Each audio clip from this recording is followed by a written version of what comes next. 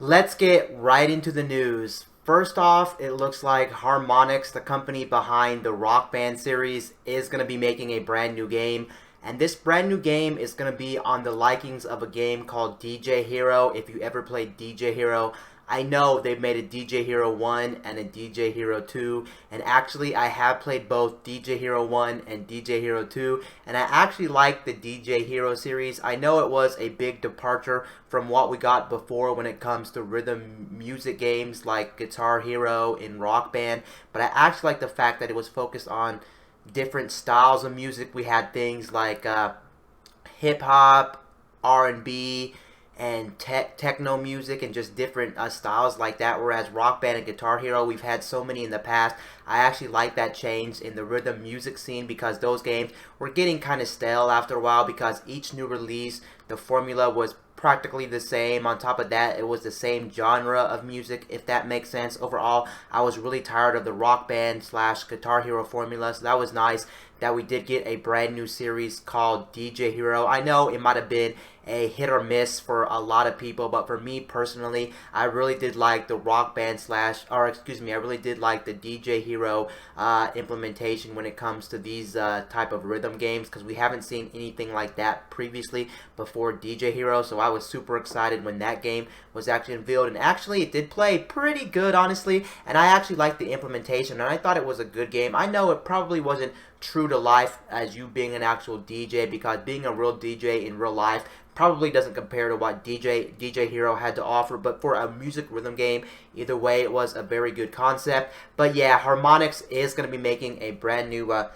rhythm-based game, and this rhythm-based game is going to be called, let's see here, it's going to be called Fuser. And the thing about this Fuser game, it's pretty much on the same vein as DJ Hero. If you ever played DJ Hero, that's pretty much what this is trying to be, another DJ Hero game. And it's actually funny, prior to this game, Harmonix did make a game in 2017 called Drop Mix. If you ever heard of Drop Mix, I don't know how many people actually play Drop Mix, and Drop Mix was kind of on the same vein as DJ Hero because it took a lot of different elements from DJ Hero. Like, for instance, you mash two different types of songs together, and this one you mash two different types of songs together in this game. Now, it does say that this game is going to be coming sometime, I think, this year, and the thing about this game, unlike any other rhythm music game that comes to consoles, it's not going to have any peripherals, so it's not going to have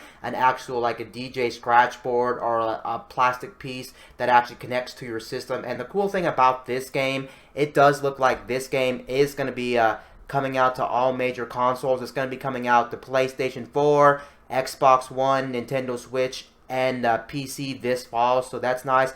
It looks like there will be a hands-on demo at PAX if you're at PAX and you wanted to play this game. So that's actually very interesting for this game. But here's some little preview of this game. Now, of course, I have the audio muted because these are real-life songs by real artists, and it works just in the same vein as something maybe like Drop Mix, I think I said, and then on that line, it also works the same as DJ Hero. You can see it as like a scratch table, and you can see all these songs up here are all mainstream songs. We got like Don't Fear the Reaper by Blue Oyster Cult, we got Fatboy Slim, we got Lady Gaga, LMFAO, Post Malone. So yeah, it seems like it'd be actually a really cool game. And of course, they're sticking with their theme that they've done before with all the Rock Band games, since Harmonix is an actual company that does do with the Rock Band series, and you can see it is very cartoony. It very does fit in the line of their past work, if you ever played any of their past work. Of course, this game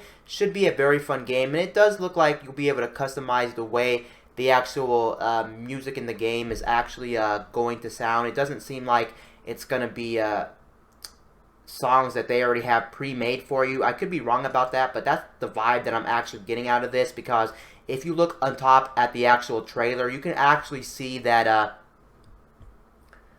they do have different songs up here, and it looks like you just put them on different planes on the actual board, and then you mix them up, and then you play them how you want to play them. And then it looks like also, if I pause it real quick, you can see that they are still pretty much they still pretty much are ranking you just like they had in the other Guitar Hero / Rock Band games, even DJ Hero to some extent, of course. They still do score. You can see 1, 2, 3. They have the star ratings being back, but this game does look like a pretty cool concept. Of course, this is not a new concept. Like I said, we've had already DJ Hero in the past, and then on top of DJ Hero, we've had things like that other game that Harmonix made in 2017, Drop Mix. But yeah, this game looks like it is actually going to be a very interesting game, and I'm actually surprised that they're actually wanting to release this on something like the Nintendo Switch, just because, well, the Nintendo Switch is a platform that not every third-party game comes to, so it is interesting that you'll be able to take this game on the go. The one thing I am more surprised about also is just the fact that they're not going to be releasing a peripheral with this, already confirmed. You will have to use the controller built onto your system that you normally play your games on, but I guess that's not a bad thing, because a lot of times you get a lot of these different peripherals for these different games like Rock Band, Guitar Hero, DJ Hero, and a lot of times you get bored of these games, then you have to figure out where to put the peripherals, and if you want to play the game, you have to take out the peripherals. Overall, it just takes up a lot of space, but but if you think about it in another light, they are actually cool peripherals, because it made you play the game like you were actually using that instrument. So for instance, Rock Band and Guitar Hero, you were using like the guitar, drums, the vocals, and it made you actually feel like you were using that instrument. So I did like the implementation, but I guess it's okay that they don't have a peripheral. That also means that the game in the long run will actually be a fairly cheap game compared to if they did release like some type of peripheral for the game. It would be a little bit more expensive if they did that. So I'm actually a-okay if they don't want to release a peripheral for the game. That's on their choice. Now the next story up is also another brand new game. We do have another brand new game here, and this game looks like we are going to be getting a brand new Samurai Jack game. We did get a Samurai Jack game, but it was way back in the PS2 era, so PS2, GameCube, and Xbox. We did get a Samurai Jack game, and I don't think anybody was actually expecting to get a brand new Samurai Jack game, but yeah, we are getting a brand new Samurai Jack game. I guess it makes sense since they kind of did revive Samurai Jack. I can't remember what year, but it was in the last couple 4 to 5 years. We did get a more Samurai Jack cartoon. Of course, Samurai Jack is a Cartoon Network property, and it is a very good property from Cartoon Network. I remember watching Samurai Jack a long time ago, and what I remember of Samurai Jack was it was actually a very good show. So if you haven't seen Samurai Jack, I highly recommend watching Samurai Jack, because I remember it being a super cool show about like a guy with like a samurai sword, and yeah, it was just overall a very good show. If you like action, if you like samurais, if you like swords, if you like ninjas and things like that, then you'll definitely get a kick out of the show. But it is interesting, out of all these different properties that are old properties, someone decided to actually remake another Samurai Jack game. Now here's some footage from Samurai Jack if you're curious to see how Samurai Jack actually functions, because it looks like it's going to be a third-person action-adventure game. You can see right here from the little GIF that's actually playing on screen, and it looks like it's going to be an okay game. I wouldn't say it looks mind-blowing or anything. It looks like other games that I played in the past, maybe like a Dynasty Warriors game, maybe a one of the newer Ninja Gaiden games, maybe Bayonetta, just something like that on the lines of those veins of other action adventure style games. And here's some more actual footage of this game right here from IGN and whoever actually created this game. And yeah, you can see everything up here. There's not really too much information because we just got confirmation that Samurai Jack is going to be being remade, and it looks pretty good.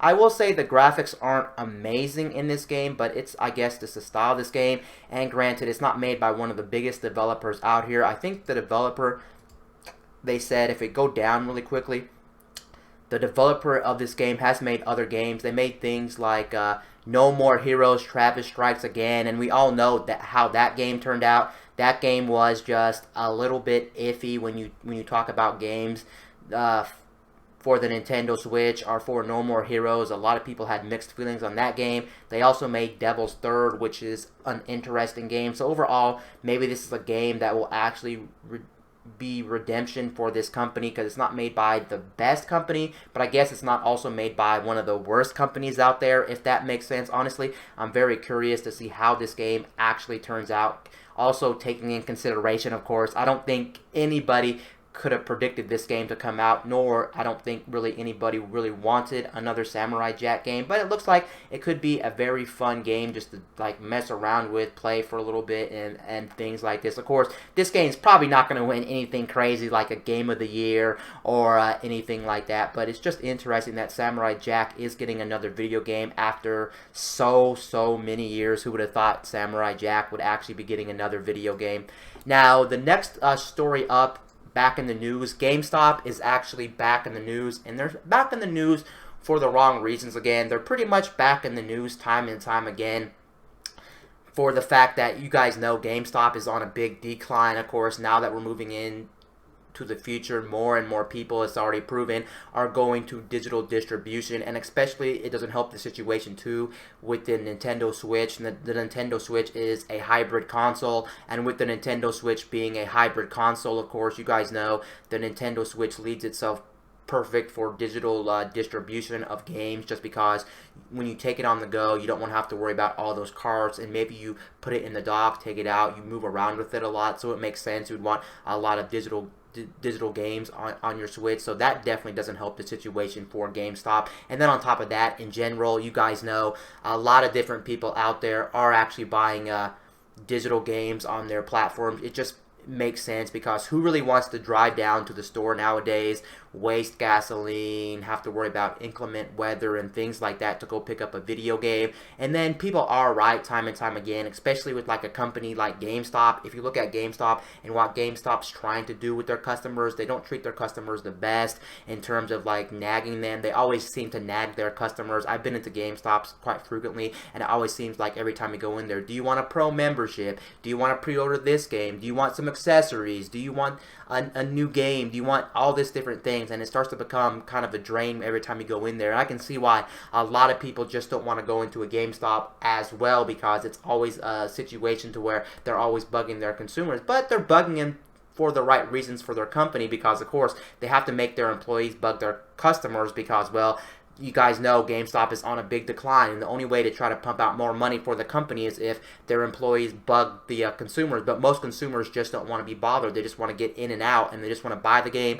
or buy whatever they want to buy in the store and then leave the store. So that does make sense that they would actually bug the consumer. But yeah, it looks like, again, GameStop is back in the news. Here's the news for GameStop, and it's not good news for GameStop actually, because of course, year to year, they're losing so much money. Will they be out anytime soon? Honestly, if you ask me, there's really no way to know when GameStop is actually going to no longer exist. But they will one day no longer exist, because with, again, digital distribution being much more common, and also with things like cloud gaming starting to become a much more bigger thing, of course, it makes sense. GameStop's not going to be around forever. And it is already confirmed that their bread and butter for the GameStop company, of course, if you didn't know this, is actually the used game market. The used game market is the biggest thing that GameStop actually makes most of their money on. Prior to this generation and the start of early last generation, so the Xbox 360 and PS3 era, basically, where games weren't being digitally bought that much, or they weren't even a thing really. Their bread and butter was used games. You would sell them a game, and we all know the story behind GameStop. Of course, they're going to give me like a potato. They're going to only give me like $1 to the game, which is obviously a lie, but you know, they really rip their customers off. But of course, they rip them off, but then they make so much profit in return. And now that people aren't buying any games from GameStop, of course, or physical games at all, they're pretty much losing money. That is their bread and butter. But yeah, it looks like, you can see from this picture right here, it looks like GameStop is really trying to figure out different ways to try to entice people to get into a GameStop store and spend money on some form or fashion. And they have actually tried things in the past, like for instance, I think last year they were going to actually try to get people in the stores by starting these retro stores where they would focus more on retro video games from like the NES, SNES, N64, PS1, PS2, just all these older consoles that you guys know. The retro market is actually a pretty big market, and there's still a lot of gamers who do enjoy retro video games when it comes to video games, and those games actually do hold a pretty good value depending on what game you get, and there'll always be a market for those type of games because they're always sought after. A lot of people have memories with those games. A lot of people want to re-experience the first time they played their very first series and things like that. So I can see why in the long run GameStop would actually want to try to focus on the retro video game market and try to profit off of those games. But honestly, that's probably still, even if they did that, and even if that was a thing that they rolled out nationwide to each and every GameStop, which in my area they definitely didn't do that. I don't know if they had plans to actually roll that out to each and every GameStop nationwide, but if they did, then my stores didn't get it. But if they didn't have any plans, then that explains why. But yeah, that's just not enough as well. And they tried some other tactics in the past, but now they're back in the news again because they are pretty much trying a brand new tactic. Is this going to be rolled out everywhere to each and every GameStop? There's really no way to know. Most likely it's not going to be rolled out to each and every GameStop out there, but it is anyway very interesting news. So basically what they're trying to do now, just from this picture, if I click on this picture, basically they're trying to entice people to actually get in the store by actually having like a gaming cafe sort of deal where you go into the store and then you play on one of their computers for like a fee, and then after you play a computer for maybe 20-30 minutes, an hour, you leave the store and then you call it a day. Of course, I think they said if they do implement this type of deal to the GameStop stores, they are going to be forcing people to have like a pro membership. Of course, they need to find ways to make money, and one of the ways to make money is going to try to get people to get the membership and things like that. Of course, I don't know if this gimmick is actually going to work. Of course, they got to try to find things to get people into the store. Honestly, if you ask me, I'm pretty much on the side of everybody who says GameStop is going to be going out the door. Unfortunately, as much as I love GameStop, because I am one person that actually doesn't hate GameStop,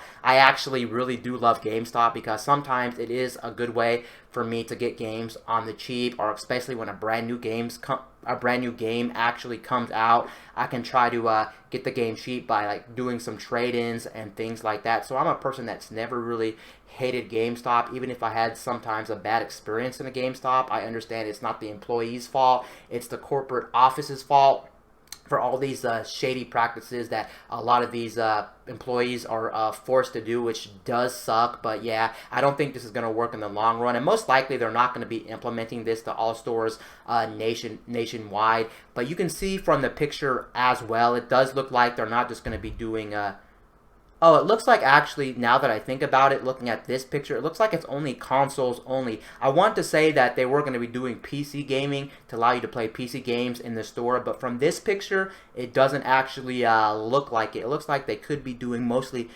gaming. From here, it looks like they're all, yeah, they're all either Nintendo Switches, but I do see some PS4 controllers laying on that desk to the right. But yeah, it looks like mostly Nintendo Switches, so that is interesting. Specifically, it is the Nintendo Switch as far as I can see from this picture, and I don't think this would work. The best thing I actually thought that could have saved GameStop in the long run is actually when they didn't want to do that whole thing a couple years ago where they were going to start a rental business service. I think it was $60 to rent as much as you want for an entire year, and then once the year was up, you would get to keep one free game every year. But then something happened to GameStop where they were like, no, our computers can't handle this service, it's just too complicated. I don't know what went wrong there, but they definitely should have tried to push for the future of a rental service, because I think for most people that would have made sense. $60 is not asking too much, especially when you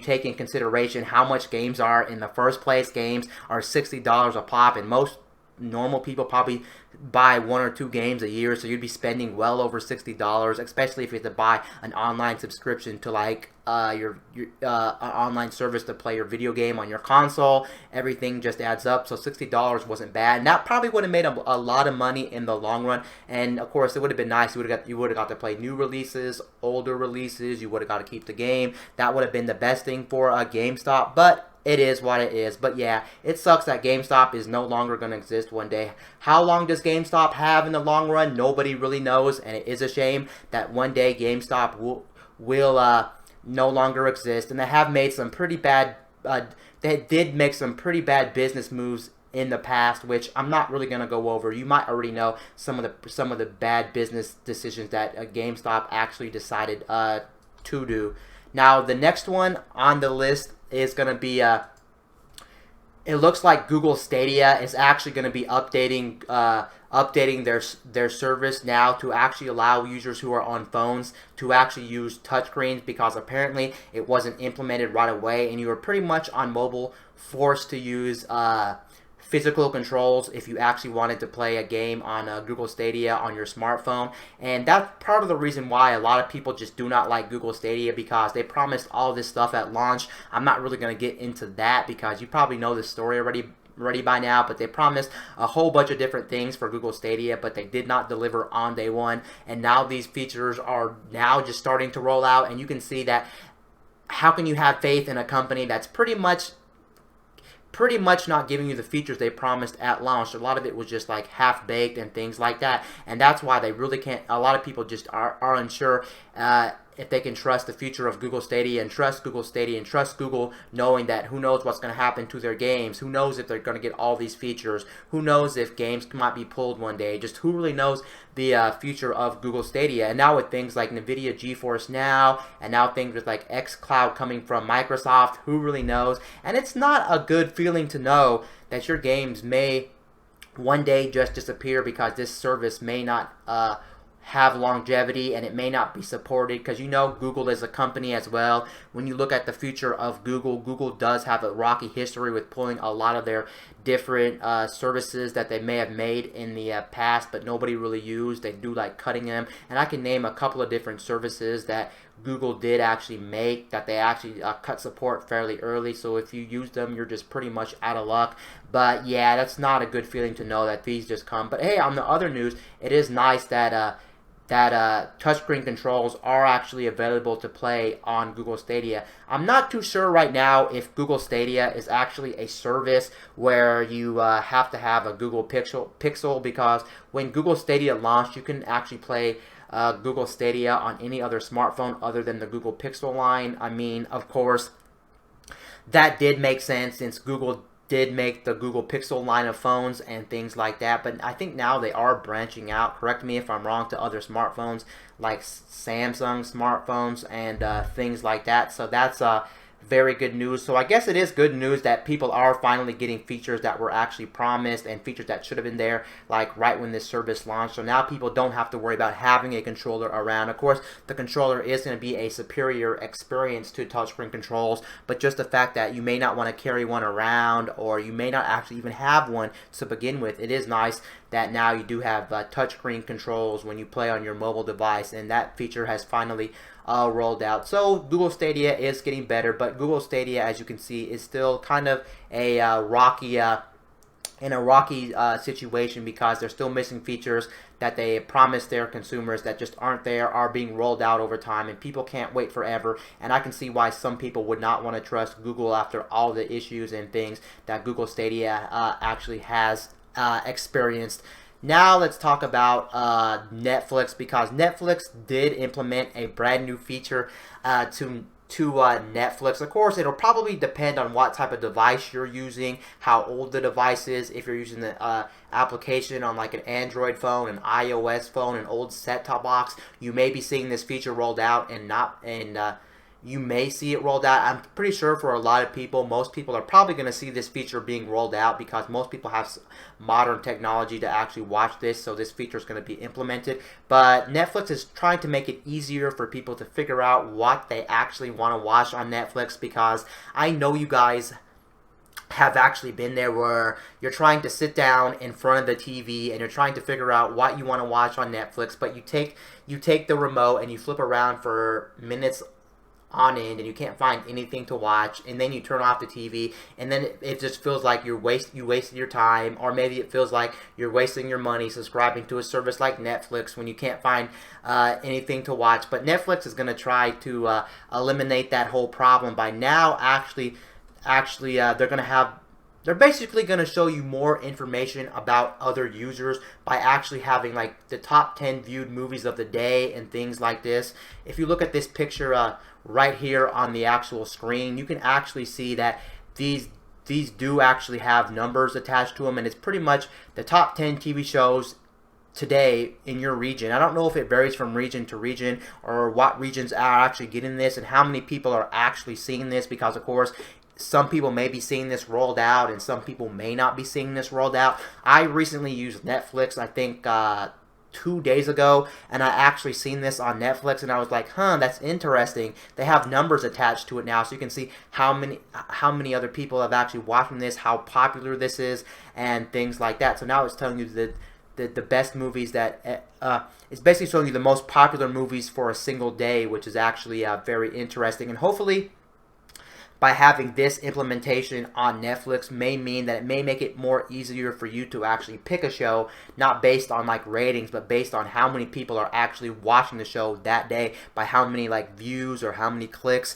that the show is actually having. And that's actually very good news, because a lot of people, like I said, just don't know what to watch on Netflix, and a lot of times it can be very hard and it can get annoying not knowing what to watch. So hopefully that will negate that issue for some people, and it would be nice to know, oh, since that is the #1 movie today, I'm gonna go ahead and click on it, because a lot of people are actually watching this movie, and it may not be my cup of tea. It may not actually be something I'm actually 100% interested in, but just the fact that, well, other people are watching the show, I want to see what the hype's about. There's so many people watching this, and overall it is nice to see like, oh, the top 10 for today, so you can get kind of an idea of also what other people are interested in and what's actually trending at the time. And I am actually really glad that Netflix is implementing things like that. Sure, they're not like anything like life-changing, or they're not really equality of life improvements to the overall user interface or to the way you browse Netflix, for instance. But I mean, it does kind of change the way you look at the service as a whole, and on top of that, it really might change the way you view content or click on content now based on other people's likes and taste and things like that. So it is very interesting that they are rolling this out to users across Netflix, and I am glad they do this. Just something simple like this really does get me excited and makes me want to browse Netflix a little bit more, just because it's cool to see what other users are actually watching each and every day. Now, I'm not quite sure, honestly, how often this is actually going to be updated. Is this going to be updated each and every day, each and every week? What regions is this going to be in? But it is nice they are updating it, so you can see what's the top 10 movies of the day, or like the top 10 TV shows of the day. So that's actually very nice, I guess, that they are implementing that to the Netflix service. Another one that is also related to movies and TV shows and just streaming as a whole is actually going to be Crunchyroll. Crunchyroll does look like they are going to be actually rolling out a brand new thing for Crunchyroll. They are going to start having Crunchyroll originals, just like Netflix, you guys know, has original TV shows and movies for Netflix. I'm sure Hulu has it. I'm not too familiar with Hulu, but I know Netflix has it. A lot of these services like Disney Plus does have their own original content on Disney Plus as well. So it is kind of interesting that now Crunchyroll is really trying to kick up their streaming service, because of course they never had their own original content prior to this. They've always used other companies' media, but they are going to start rolling out their own Crunchyroll original animes. Of course, if you're unfamiliar with Crunchyroll and you don't really watch anime, it is an anime service. I think they have a free tier and they have a paid tier. If you want to watch some of their content with ads, you can do that. I don't think the whole library is available with ads though, but then if you want to pay for it, you can pay for it, and then you do get benefits for paying for it. I think you get more content. You also get no ads. Overall better experience if you're big into anime, and it is kind of cool, and I can see why a company like Crunchyroll would actually want to do this, because they probably see the value in streaming services, because streaming services as a whole actually do make a lot of money, and they probably are making a lot of money even without this, and it is probably a good way for the company to make even more money and to keep them afloat and to get people talking about Crunchyroll. And maybe they want to make more money, or maybe they're in a situation where they don't have as many subscribers as they once did, and they're trying to gain more subscribers or gain more people's attention or traction to actual Crunchyroll. But yeah, it looks like they are actually implementing Crunchyroll originals. Now, am I personally excited for this? No, because unfortunately for me as a person, I'm not really big into anime. I've tried to get into anime. I've tried to congest anime. I've tried to get into it. But honestly, for me, time and time again, I'm just really not a person that can really get into anime as much as I actually think I am. But just the fact they are doing this is kind of cool. And now you might have some new animes you may have never thought you would want or you may actually get. So of course it does actually also prove that the streaming industry, especially when it comes to movies and TV shows, is getting very crowded, and you do have a lot of different options, and sometimes it can be super overwhelming. But yes, good on them. And here's a picture of some of the Crunchyroll original shows that Crunchyroll are actually going to implement when it actually comes to their service. Of course, these are all going to be, of course, exclusive to Crunchyroll as well. Does this mean that some of these, after a while, will come to like a DVD or come to like a Blu-ray discs or be on other services? There's no way to know, but as of right now, it does look like that you are going to get some of these. And there is a trailer here, but I'm not going to play this trailer for obvious reasons. But yeah, that is nice. I'm not too sure if you have to be a subscriber to Crunchyroll to get these, or will this work on the like the freemium version of the actual Crunchyroll application. But either way, it is nice that these are rolling out. You can find more information if you're honestly really interested in these Crunchyroll originals from Crunchyroll. The next one on my list is actually going to be the last one on my list for the day, and I actually wanted to talk about Samsung Galaxy S20. I know some of you guys may be sitting here tired of me talking about Samsung Galaxy S20 because I have talked about it quite often in some other videos and things like that. But it looks like it's going to be the first phone ever to be certified for USB fast charging, which is actually nice, and it's going to work with a lot of third-party fast chargers because apparently, according to this article, some other phones out there on the market that do support fast charging aren't really supposed to be working with third-party chargers and other fast charging equipment. So it is nice. This is certified officially from whoever governs this stuff, that you can now use certain stuff with certain power supplies with the Samsung Galaxy S20. And this does actually get me super excited for the future of things like fast charging, wireless charging, and things like that, because we are headed in a direction where we're soon going to be able to charge our smartphones blazingly fast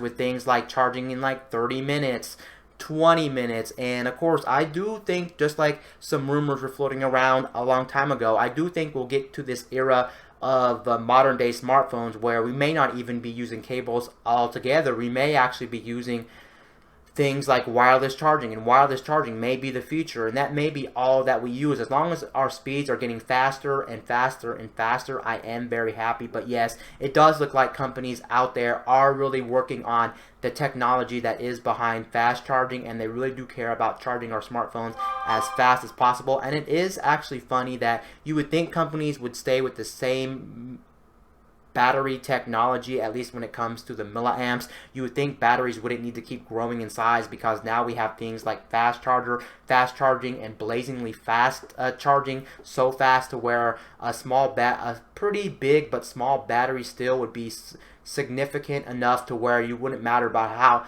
how long your battery lasts in the long run, because you can just keep charging it super fast. But I also do like the fact that if you look at a company like Samsung, it seems like each year now, for a while now, has been increasing their battery capacity. But I guess it's not really, I mean, I guess it really does make sense if you look at it from like Samsung's point of view, because Samsung's probably sitting there like, yeah, we have to keep increasing the battery size of our smartphones because, well, our smartphones just keep getting more and more powerful. So even though the Samsung Galaxy S20, for instance, may actually have a very big battery, it's not really as big as you think it is, even though it looks big on paper, because you have to take in consideration things like the 2K display. Now 5G going to be sucking a lot of battery when more consumers start getting 5G in their hands. On top of that, you do have to worry about the 120 hertz display and things like that. So even though the batteries are getting bigger, they're not really bigger to the user, because you'll probably be getting about the same amount of battery life out of this phone as you would like a 3 or 4 year old phone if you bought that phone on release day. So for instance, you bought like the S7 or the S8 on release day, and you got the S20 on release day. And even though it has a bigger battery, you won't notice the bigger battery because you're going to have more features, a higher refresh rate overall. Your battery's just going to be sucking more. It's going to be more demanding to the user and more specs, just more power hungry. But yes, I am happy that this phone is certified for all this. You can read a lot of it right here. I'm going to go ahead and hover my mouse over some of these specifications for fast charging and USB power delivery. And it does say it does support things like 45 watt, I think. I read somewhere for this. Yes, 45 watt. 45 watt is extremely crazy and extremely fast, but yes, that's nice. And then up to, I think, 100 watt charging, and it meets the specifications for USB and things like that, so that is nice. And yeah, it also looks like the S20 and the S20, all the S20s won't be available until March 6th, I think, here in the US. But yeah, that's pretty much gonna do it for this episode. Anyway, guys, this is Wayne from My Tech News, signing out.